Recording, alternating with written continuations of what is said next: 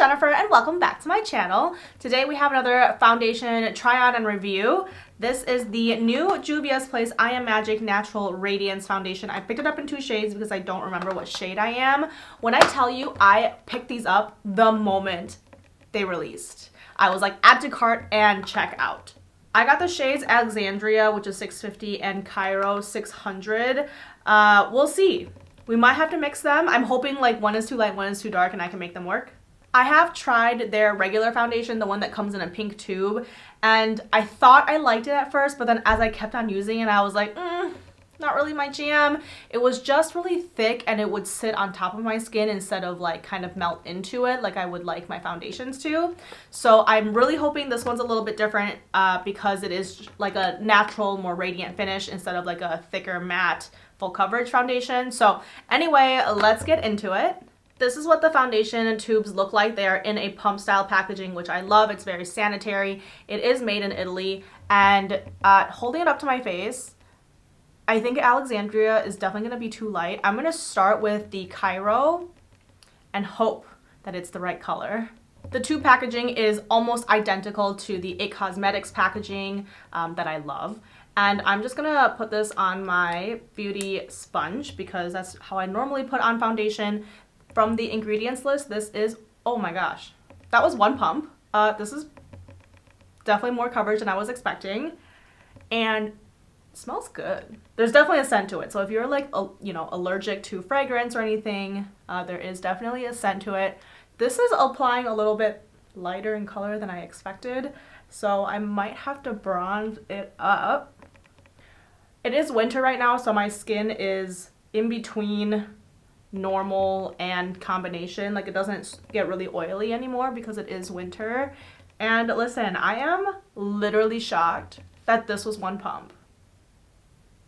Okay, so I'm looking at my monitor and I feel like in real life it looks like a better color match than it's showing up on camera. On camera it does look like this is still a little bit light, but in person it doesn't look that bad. I'm gonna bring you closer. Okay, I also turned down the brightness because the brightness hides a lot of flaws. So I want you to really be able to see my skin, and I think you can see it better when it's a little bit darker like this. As you can see, or maybe hopefully as you can see, it is kind of clinging on to my dry patches on my nose a little bit. I noticed a little bit of dry patchy on my nose yesterday when I was wearing like my normal foundation, and this isn't really any worse than my normal foundation is patchy. Everywhere else, it does look like a really nice finish, although it is less radiant than I was expecting for something that claimed radiance. And I guess like my standard for radiance is the NARS Radiance foundation, and that one's like really dewy. So depending on what finish you're looking for, this might be enough radiance for you. I don't know if you can see, but in my smile lines, it has like already started to settle in, and it has been literally 5 minutes since I put this on. So that's something that makes me nervous, I'm gonna be honest. But everywhere else, it kind of looks pretty good. I think it's halfway between matte and radiant. Let me just finish the rest of my makeup and I'll come back. Okay, so I am just halfway through putting on the rest of my face, but let me just say something, okay? I used the Juvia'S Place concealer under my eyes for brightening, and then I took the Fenty Stick Contour on a brush. Like, I put it on a brush and then I put it on my face, and then I used a brush with the Rare Beauty blush as well. And I just want to say, like, as the minutes have gone on and as I'm piling more things on my face, I just don't think I can continue. This is by no means the worst foundation I've ever tried, but I just feel like it's not working for me. I don't know if you can tell, but kind of like where my nose scrunches, just from like facial expressions and smiling, there's like little tiger stripes. Like, you can tell that it's just separated or settled into these stripes here. And then it's really settling into my smile lines. It's starting to like look really dry right here, even though I'm not really dry right there.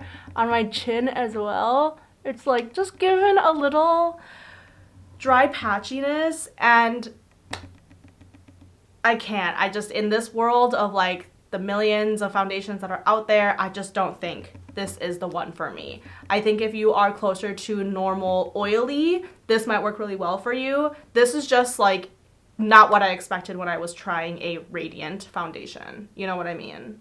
Do you see what I mean when I say good lighting hides all flaws? It looks much better now with this lighting, doesn't it? But anyway, I'm just gonna cut it right here. I'm gonna wash this off and moisturize my face. I really, really, really love Juvia'S eyeshadows. I absolutely love her eyeshadows. I love the powdered blushes. I love the price point. I love the formulas. I just don't know why I can't get any of her complexion, like foundation products to work for me. I think this has the potential to be a good one. Probably in the summer when I'm like more oily, but maybe I'll try it then. But for now, in the dead of winter, especially in Minnesota when I have like 4 months more of winter, this just is not gonna cut it.